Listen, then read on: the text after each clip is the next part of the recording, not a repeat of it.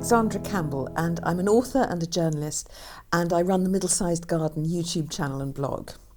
It's called The Middle-Sized Garden because when I came down from London, I'd always, all my life, wanted a garden.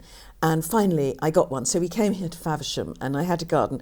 And it sort of seemed big to me. But of course, it's about 100 feet long and it's about 80 feet wide at its widest. And it's L-shaped, so it's 40 feet wide nearer the house. But for a country garden, of course, that isn't big. Because in the gardening world, 4 acres is a small garden, let alone 100 feet. But of course, if you come from a town, then it's a really big garden. And of course it's a very big garden if you need to weed, and it's too small if you need to do anything like put in a new tree or a new greenhouse or something. So I just felt there was something there that was for people whose gardens are neither big nor small, but somehow in the middle. Well, I was born in Gibraltar and lived there until I was about 3. So I don't really remember it at all. But then when my father was in the army at that stage, and so we moved around a lot, so I was always changing schools. But he taught me to read, really, when I was very small. I think I was about 3. And that was the most amazing. I remember the day I learnt how to read was so exciting. Then my parents said I could take a book out of the library every week. So we'd go to the library every week and I'd take 2 books out. It was the total highlight of my week. And then my father joined the Foreign Office, and he was posted to a Caribbean country called the Dominican Republic. Whereupon the Dominican Republic at the time was a very, very unhappy place. It had had 30 years of an unbelievably brutal dictator who had been assassinated, probably by CIA-sponsored assassins, just about a year before we'd gone there. And of course, because he'd been such a brutal dictator, he hadn't really left any infrastructure, so there wasn't really anyone to take over from him. So eventually, I think under American control, they had democratic elections, and we came in just as this first democratically elected president came in. But pretty quickly there was a revolution and he was deposed, and then there was another one, and I've slightly lost track of all of these. But I remember the president of the day coming to dinner with my parents' house and me saying, could I have his autograph, and that I had been there for 18 months and I'd already got 3 presidents' autographs. And he said, well, if you stay another 18 months, you'll probably get another 3 more. And he was probably quite right. But of course, what all this political upheaval meant is that I just didn't go to school. My brothers and I did not really go to school very much. And there was a particularly bad revolution where, in fact, the president who I had asked the autograph of, who'd said I should wait, his name was Donald Reed Cabral. Donald Reed Cabral was overturned and he had to flee the country. And my parents smuggled him out. So I remember sort of being at my bedroom window and seeing the president crawling across the lawn into the back of my father's diplomatic car. And now when I read about that in sort of history, they sort of say, and President Donald Reed Cabral escaped to Madrid. And I thought, well, nobody asked how he escaped. But of course, throughout all this, we were not having any education at all. We ourselves were refugees. We had to leave in a hurry and be evacuated to Puerto Rico, and then we came back again. But I would say I did probably, in those 3 years I was there, probably had maybe a quarter of the education I would have done, because if it wasn't revolutions, it would be hurricanes, and if it wasn't hurricanes, then sometimes we'd come back to Britain on leave for a few months, and then there was nothing there. So everything I learnt was really about reading. And of course, when I was at school, it was the American curriculum, not the British curriculum. So when we came back to Britain, there was nothing really. I was sitting an exam to get into a school, but there wasn't really anything they could test me on because I hadn't learnt anything. So what they said is write a story. So I wrote a story and was accepted into the school. So that's where writing this story sort of, changed my life for the starting. And I'd always wanted to write stories. So of course I was thrilled to have an exam which was just write a story. What they did is that they gave you various choices of topics, and one of them said, write a story which finishes with the words, but I never saw the house again. And so it was a story that's a wonderful thing to be told, because you can imagine how many different stories you could write around that. And I remember being very excited, when I saw that, oh, yes, I want to write this story. And so then I went to an English boarding school, and my parents moved to Peru, which also had, revolutions and earthquakes rather than hurricanes. But because I was getting a stable education, because I was going back to Peru in the holidays. But of course it was quite difficult entering the English educational system with so much of a gap since I'd last been in it. So that was quite tricky in the sense that I started off being much older than my class, and then I caught up, and then I got put 2 years ahead, so I skipped. And so all of that meant, once again, I went quite quickly into a part where you could choose to the level of education, to O-levels and GCSEs and A-levels, where you could start to choose what you wanted to do. So I had relatively little of my education where I had to really concentrate on things I hated, like maths. And so it just meant that I was really always just reading and writing, and that was really the way my life went. I could sort of almost ignore the things I didn't really care about. After school, I went back to Peru for a year, and then I went to Bristol University, which was enormous fun, but I didn't do much writing there. And then came out of university, moved to London, and really wanted to be a journalist, but I thought it would be quite difficult to get into. So I thought perhaps I would find it easier to get into advertising. So I tried to get into advertising and had lots of interviews. And of course, advertising, this was just after the Mad Men days, because this was in the 70s. And in the 60s, the advertising agencies were full of extraordinary people who lived on alcohol and were very creative, but incredibly mad. And advertising agencies were still quite bonkers by then. And I had just lots of really odd interviews and experiences. So one day I decided to write, and I was always writing things, and I'd made myself a pledge that I would, if I started to write something, I would finish it, and if I finished it, I would send it off. And that was the goal, was to send it off, not to get published, because to get published is like too big a goal. But if you always finish something and you always send it off, then in the end something will land.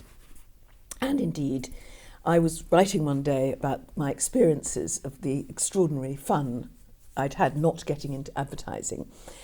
And I used to use my father's old typewriter, which had a typewriter ribbon, and you could reuse the ribbon quite a lot, and then eventually it would all just become completely mangled, and you'd have to go and buy another ribbon. So I went to buy another ribbon at W.H. Smith's and handed over this mangled typewriter ribbon and said, "Do you have one like this?" And a man standing next to me, an American, said, "Oh, God, that typewriter ribbon is just completely mangled. You must be a writer." And I was going to say, "No, not really, I want to be a writer," but, and I suddenly thought, no, I'm just going to say, yes, I'm a writer. And it was like an effort of will. I am now a writer.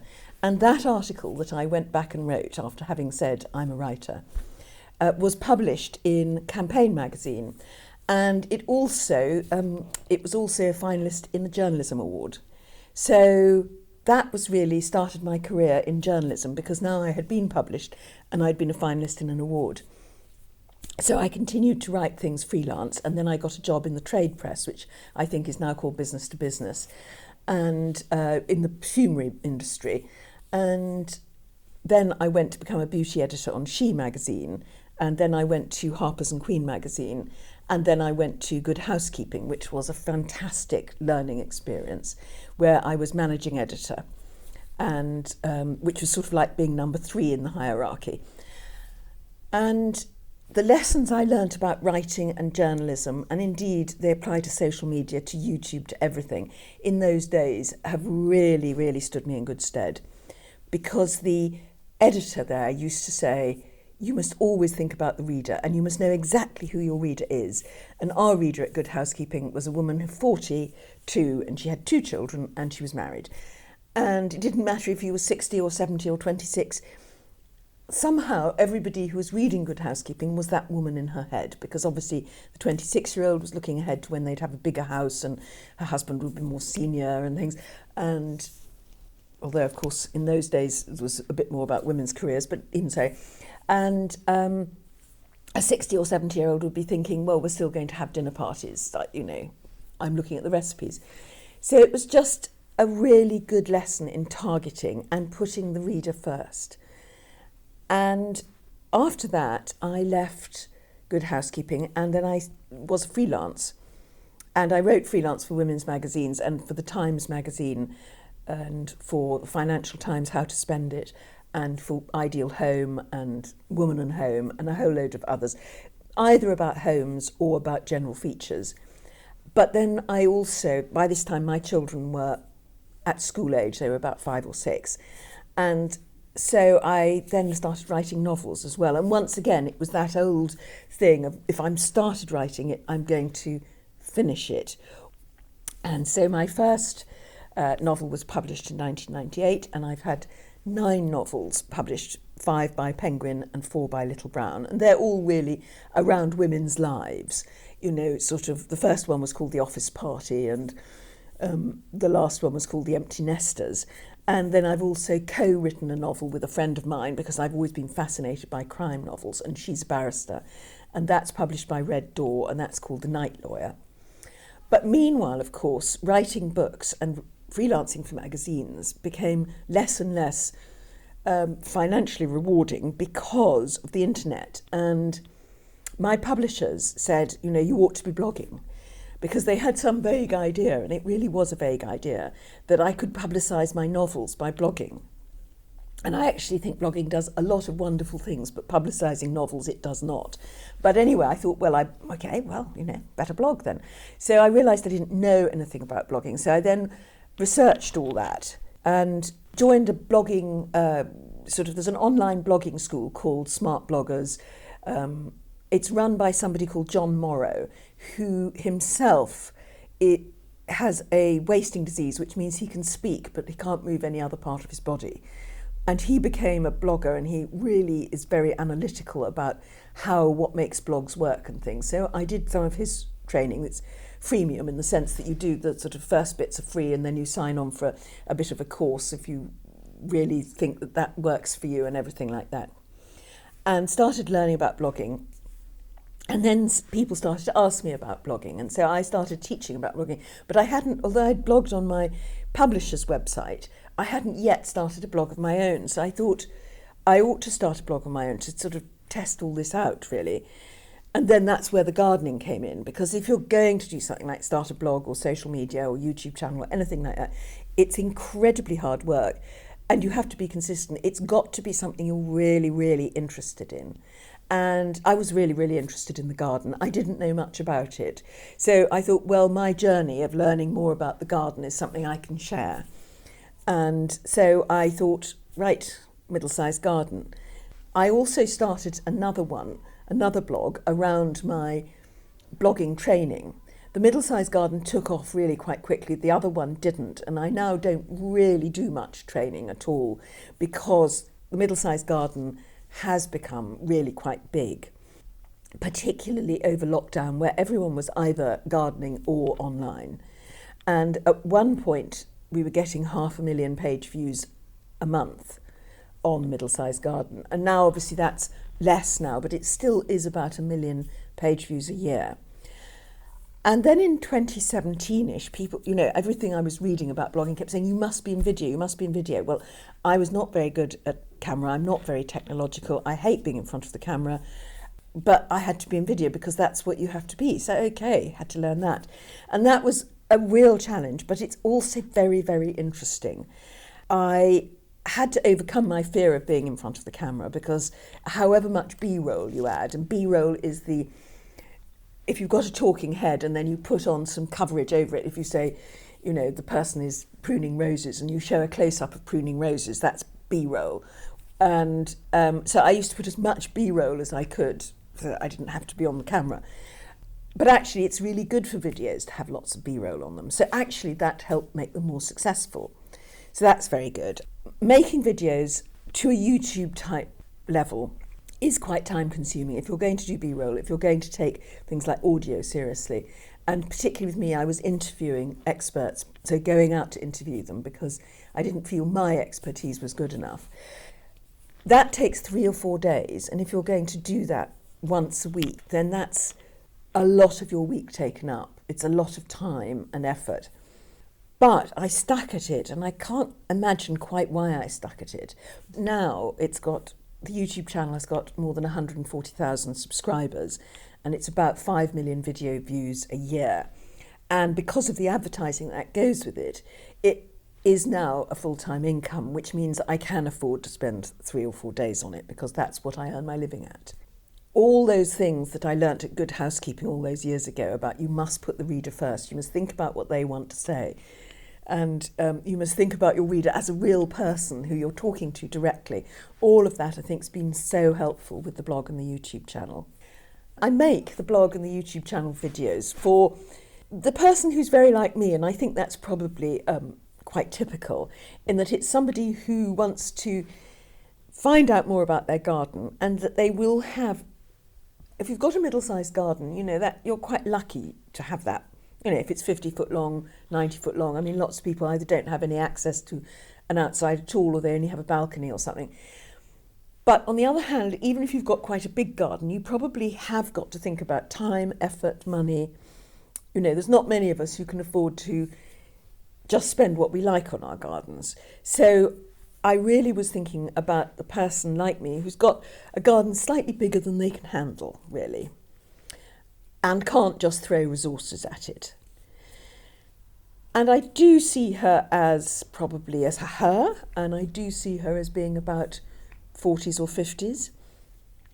Interestingly, there's a subsect of people who watch the videos who are actually in the gardening world. They're doing their horticultural training, and I do quite often see either on social media or people send me emails saying I'm doing my RHS level 2 and I'm watching your videos at the same time.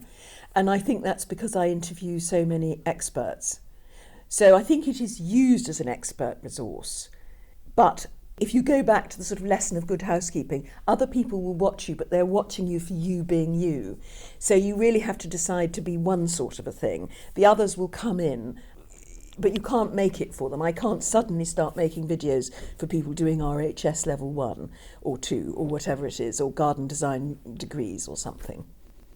The video that has had the most views is one about how to grow hydrangeas.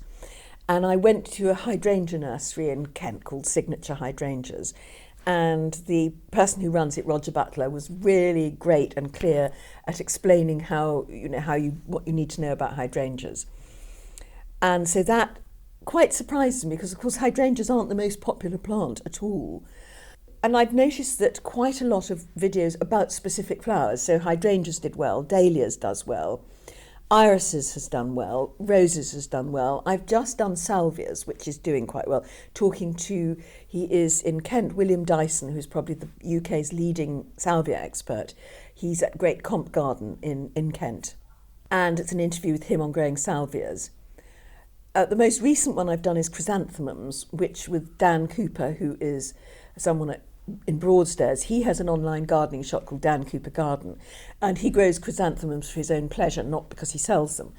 They're absolutely beautiful, his chrysanthemums. Now, that hasn't been as popular as the other flower ones, but I think that's because people still think of chrysanthemum as old lady flowers. The new chrysanthemums are so beautiful and so exciting. I think in 2 years' time, people are going to be just going overboard for chrysanthemums. So I'm expecting that one to build. The other thing I do is tours of my own garden and what I've learned, so that they are like tips for people. And also I do interviews about garden design, like I've interviewed quite a lot of top garden designers like Charlotte Rowe, Pollyanna Wilkinson, and getting their tips on, once again, a middle-sized garden. Learning how to make video was really challenging because I had not actually ever used a camera at all until about 6 or 7 years ago. And I'd been teaching myself photography, once again, from online courses and doing the freemium model, where you have, you do some of it for free and then you pay a bit for a course. And so then it came up to this whole business of learning how to do videos, which is another big step. We are very fortunate in that our mobile phones today can do so much. So my first few years of videoing was entirely with an iPhone 5. I was quite lucky to go to a session at YouTube headquarters and to be introduced to someone at YouTube. And I was saying, I've got a YouTube channel. How many, subscribers have you got? And I said 247. And she said, yes, okay. And I said, so it's very tiny in the YouTube world, 247,000 would be of interest, but yes. And she said, well, you should try our Creator Academy. And I thought, and she said, no, really, try it. And so I spent about a year watching videos about making videos from YouTube Creator Academy, and it's very good because it's bite-sized pieces. It'll just talk about one issue. It's got different creators, and then they're at a level that anyone can understand. So I learned a lot about both videoing and creating a video, because there's the technical stuff, which is the mobile phone and you press on, and then there is the creating of a story, and of course the interviewing and the putting a story together was very much journalism that I'd always done. But obviously the visual side and learning to manipulate the phone took a lot of doing. The other thing that took a lot of doing was getting used to being in front of the camera, and I'm still not used to that. And I went to a blogging conference once. That's another thing I did, is that before COVID there were, there'd be something like a day, a blogtacular or some sort of blogging conference, and when I could afford it, I would, go up there. And there was one of them which said, how to get more confident in front of the camera. So I went to it, and basically it was, it was great, but you could sum it up in one word, which is practice. Because really, in the end, they said, if you're not confident in front of the camera, you just have to go out there and be in front of a camera. There are various challenges on YouTube, like Vlogmas, which is where during December people do a vlog every day, and I did that actually one year just to make myself go in front of a camera every day for a month. I mean, they were terrible videos, and I have now taken most of them down, but it did make me get to grips with this particular issue. And then the other thing with YouTube was having to get to grips with the sound. Is so many people, and I did it first, don't use a microphone, and you can't use a mobile phone microphone. Mobile phones now are fantastic, but you do need a microphone. As the channel grew, we then decided to invest more in audio equipment, and we have got something called a Tascam, and we also got somebody, we found him, he works locally, he's in Canterbury, called Carlton Walls, who came to us, and we were able to ask him to come to us for a day for very specific training, because one of the things I've realised with not being very technological is that I can't learn all about video editing. I can't learn all about sound.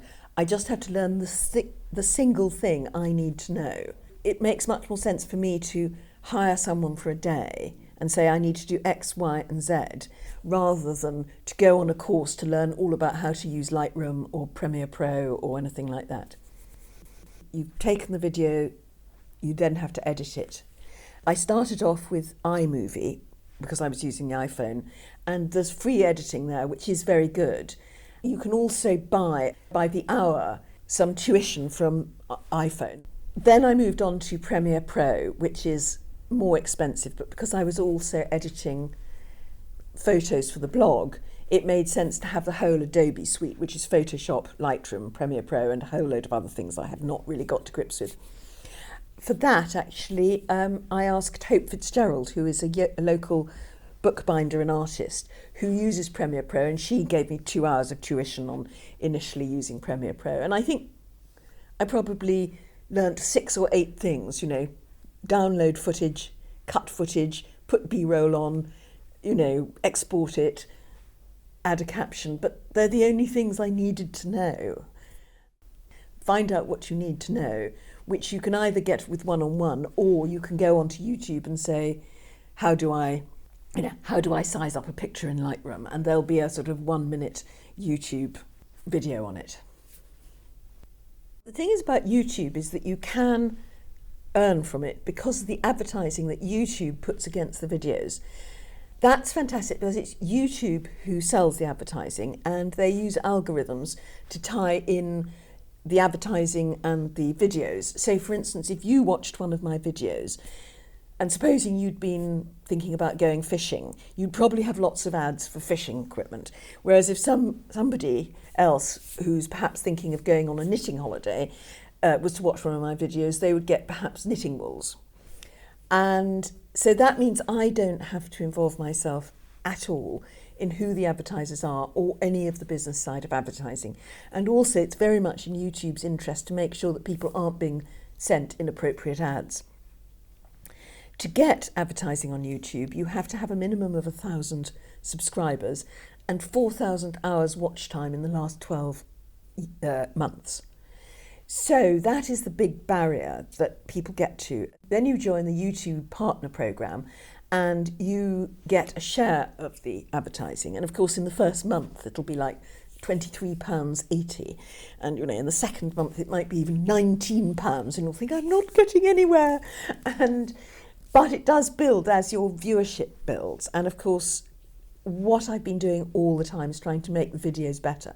That's the only way to earn more money, is to make the videos better, because people complain that the algorithm's against them or something like that. But actually, the algorithm just wants to serve as many people the videos they want to see. That's all it's there for. And then to serve the right advertising against it. So your job is not to worry about where the money comes from or anything like that. You could, if you were worried about anything particular, you could put a ban on particular ads. If you particularly didn't want somebody to advertise against your videos, you could probably do that. But on the whole, I don't think there's anything inappropriate being advertised against my videos. What is great about this is it motivates people to make better videos and to make videos regularly, because now it's moved up to a level in which it makes a very big difference to my life. It is my main source of income. That, of course, is very motivating for me. Whereas if you've got people working on, say, Instagram and producing material, the main way they'll probably get their income is by either sponsorship and collaboration with brands, or by using it to promote their company, like they're running a course on perhaps, lace making or painting or something, and they might on Instagram, slowly be able to build that up. But the advertising you see on Instagram doesn't share with its creators, and nor does Facebook. So that's one reason why I really like YouTube, because it does support its creators.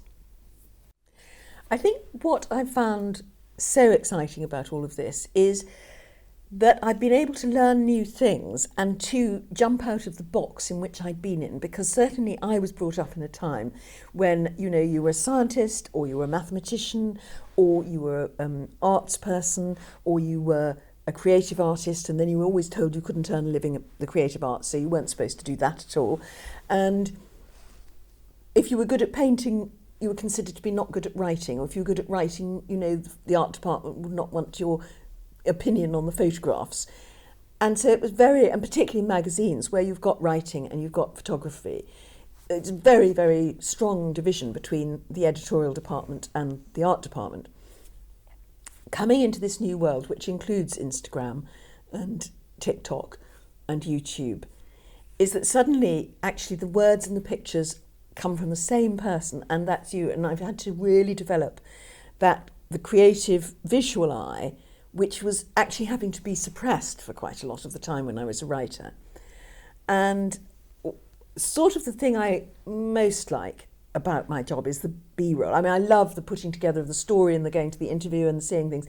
But the bit that I really love is that if I can get access to a garden in the first hour of the day, the first hour after sunrise, that is when the light is best. So if people are happy to have you, and that is like 5 o'clock in the morning in the summer, and it's about 7 o'clock in the morning now, 8 o'clock, you get a completely, even someone who's not an experienced photographer like me can get some really, really good coverage and some really good film. And that is so exciting, that hour. And of course, as you get to the end of the hour and the sun rises, particularly in the summer, your light is disappearing. It's, oh no, please come back. Like, oh, I might as well go home now. And those are the bits that are really, really the most exciting. Although, I mean, I do love it all. And I love that whole interplay between the words and the pictures and being completely in charge of both. I mean, often I think, gosh, I'd love to have an editor to talk this over with. But in the end, that permissions age, the age of, you've got to be, if you're a journalist, you can't be published unless someone publishes you. If you're a photographer, people won't see your photographs unless a magazine or a newspaper buys them or you get a gallery. Now we can all put our work out there, and if people want to see it, they will.